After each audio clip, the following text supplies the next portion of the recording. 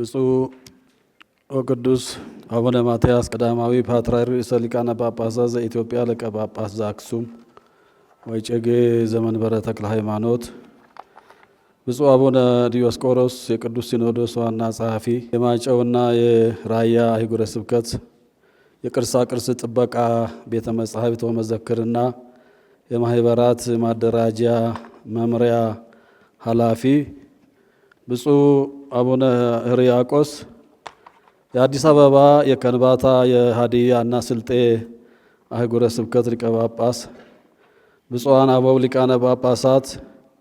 የቅዱስ ሲኖዶስ አባላት፣ ክቡር ንቡረ እድ ኤልያስ አብርሃ የመንበረ ፓትርያርክ ጠቅላይ ቤተ ክህነት የመንፈሳዊ ዘርፍ ምክትል ስራ አስኪያጅ፣ ክቡር ረዳት ፕሮፌሰር ግርማ ባቱ የመንበረ ፓትርያርክ ጠቅላይ ቤተ ክህነት የኢኮኖሚና ማህበራዊ ዘርፍ ምክትል ስራ አስኪያጅ፣ የመንበረ ፓትርያርክ የመምሪያው ኃላፊዎች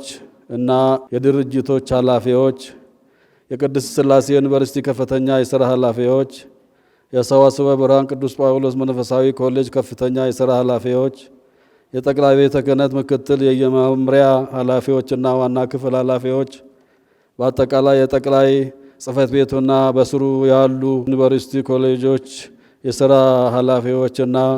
ሰራተኞች፣ ሊቀ ማእምራን የማነ ዘመንፈስ ቅዱስ የአዲስ አበባ ሀገረ ስብከት ዋና ስራ አስኪያጅ፣ የአዲስ አበባ ሀገረ ስብከት የሥራ ኃላፊዎችና ሰራተኞች፣ የየክፍላተ ከተማ ኃላፊዎችና ሰራተኞች፣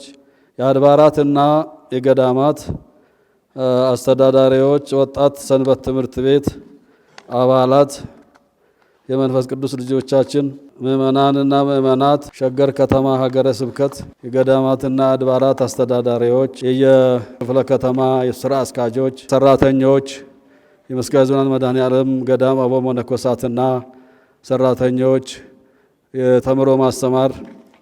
ሰንበት ትምህርት ቤት ወጣቶች፣ የተከበሩ መጋቢ ተአምራት አበጋዝ የአዲስ አበባ ሃይማኖት ተቋማት ጠቅላይ ጸሐፊ፣ ከዚሁ ጉባኤ ላይ ሁላችሁም የተገኛችሁ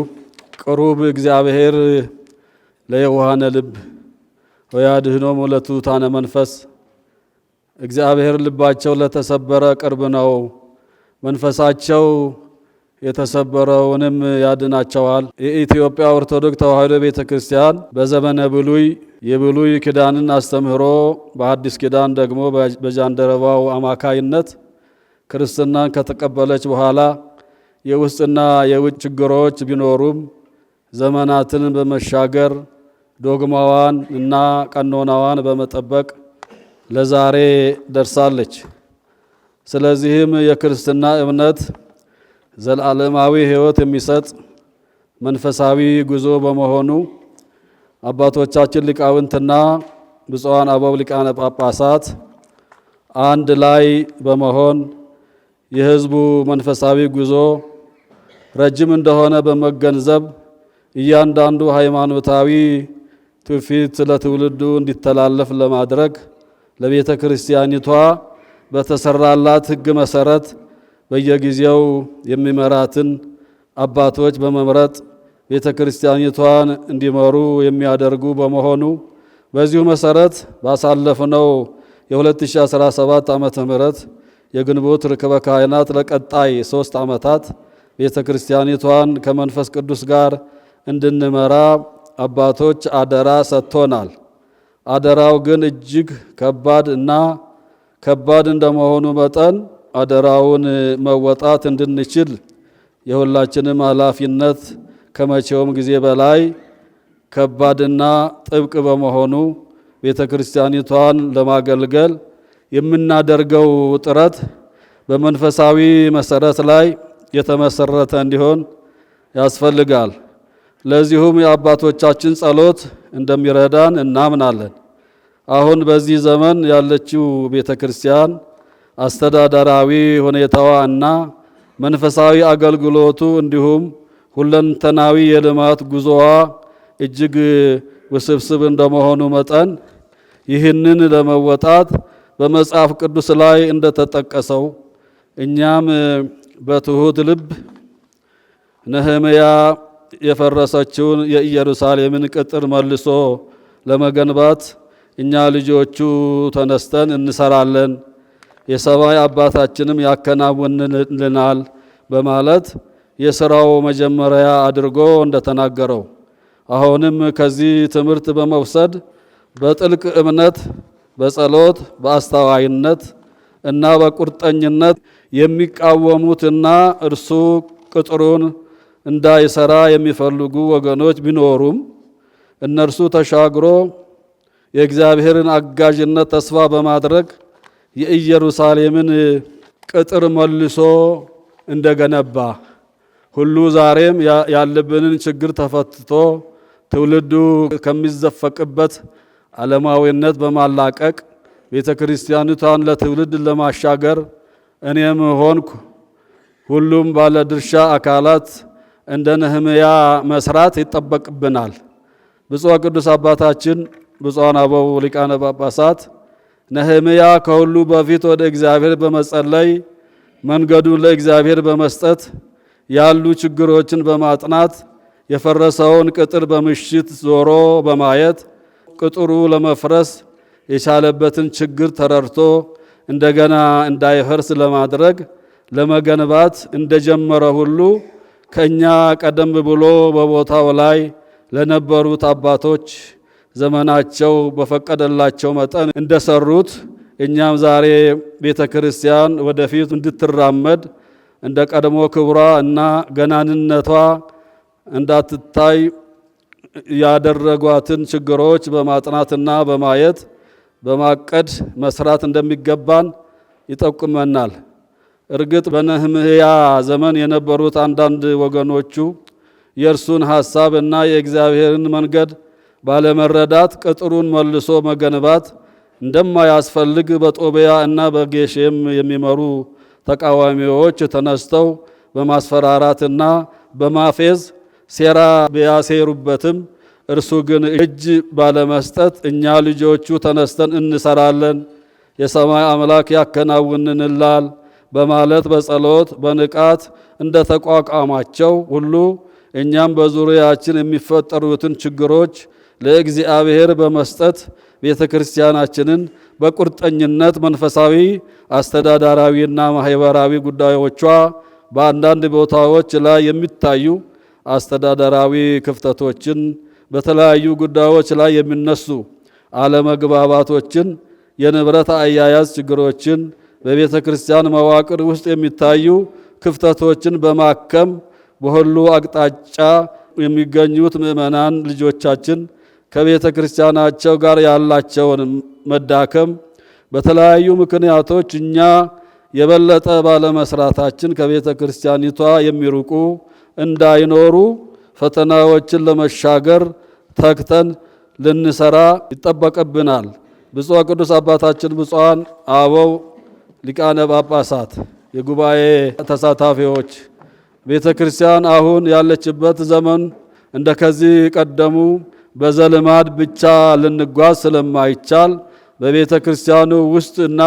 ከቤተ ክርስቲያኒቱ ውጪ ያለውን በመቃኘት እቅድ በማውጣት መንፈሳዊ፣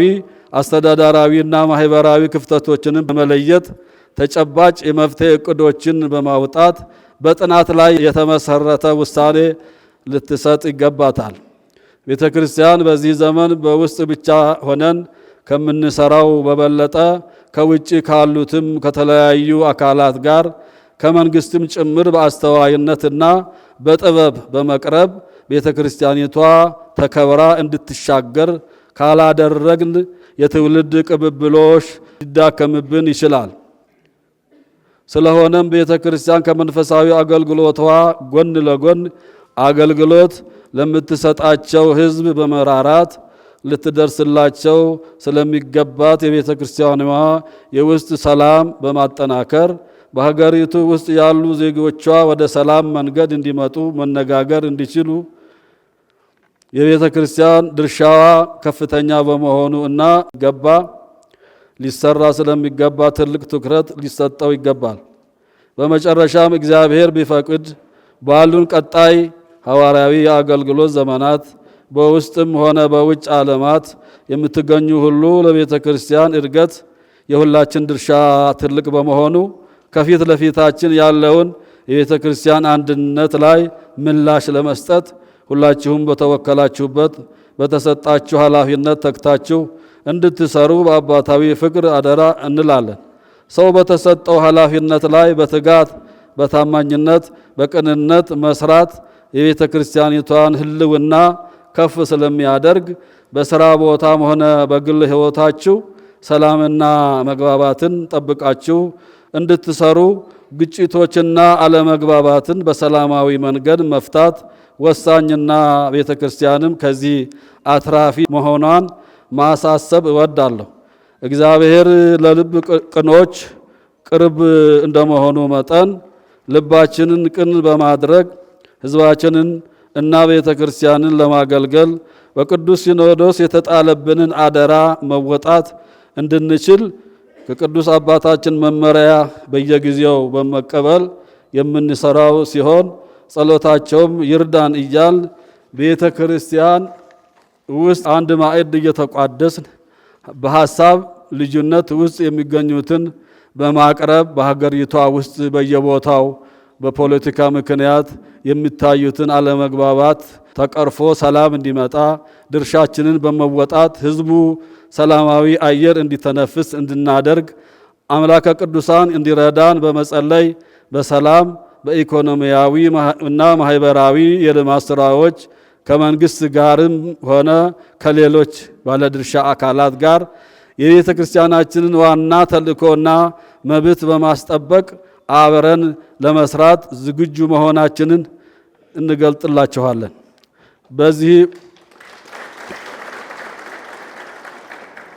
በዚህ በ2017 ዓመተ ምህረት የግንቦት ርክበ ካህናት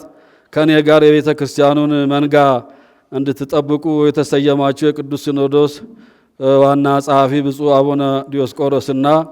የአዲስ አበባ ሀገረ ስብከት ሊቀ ጳጳስ ብፁዕ አቡነ ሕርያቆስ በመሆን የተሾማችሁትን መልካም የሥራ ዘመን እንዲሆንልን እመኛለሁ። የቅዱስነቶና በረከት በሥራችን ስኬታማ እንዲሆን ይርዳን እያልኩ በዚሁ ንግግሬን እቋጫለሁ። ስለ አዳመጣችሁኝ አመሰግናለሁ።